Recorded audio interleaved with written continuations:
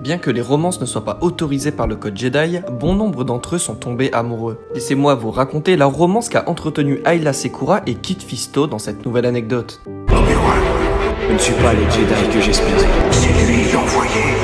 Forme-le. Anakin, je fais plus. Anakin, non!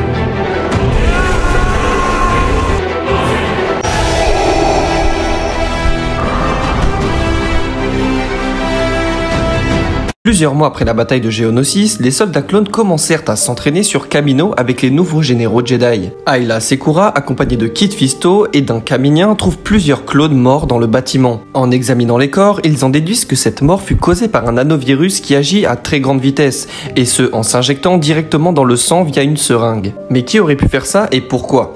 Ils décident alors de rendre visite au maître cloneur afin d'avoir davantage d'informations, et décident aussi de mettre les troupes clones en quarantaine. Ayla et Kit se rendent au laboratoire central de clonage. Ils font la rencontre de Ta, le maître cloneur. Le maître cloneur expliqua aux deux Jedi qu'ils devaient synthétiser une souche pure du virus et ainsi pouvoir travailler sur un vaccin. Et après cette conversation, les deux Jedi avaient maintenant pour objectif de s'occuper de la quarantaine. Sur le trajet, ils arrivèrent à la conclusion qu'un agent des séparatistes travaillait sur Kamino. Lorsque soudain, ils entendirent un hurlement et découvrirent le corps de maître Ta étendu sur le sol. De son côté, Kit Fisto avait une idée de qui était derrière tout ça.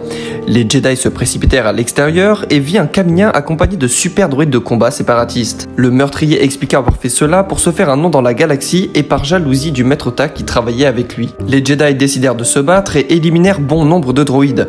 Mais alors que le Caminien tentait de fuir, Kit lança son sabre sur son vaisseau afin de l'arrêter. Mais ce qu'il n'avait pas prévu, c'est qu'un droïde tomba sur Ayla et la fit chuter dans la mer déchaînée de Kamino. En voyant cette scène, Kit plongea afin de sauver la Jedi Twi'lek. Ayla commençait à manquer d'air et Kit, qui était amphibien, pouvait respirer sous l'eau. C'est alors qu'afin de la sauver, il décida de respirer pour Ayla. Une fois sorti de l'eau, le Caminien prit Ayla en otage avec le virus en main. Il appuya sur la seringue afin de tuer la Twi'lek, mais Ayla sortit au bon moment de son emprise. La main de celui-ci glissa et le Caminien se tua lui-même. Les deux Jedi ramassèrent la seringue et avec celle-ci, ils pourraient enfin créer un vaccin. C'est alors qu'Ayla remercia Kit de l'avoir sauvé avec un grand sourire, ce à quoi Kit répondit très joyeusement que ce fut un plaisir. Une relation un petit peu ambiguë et légèrement romancée.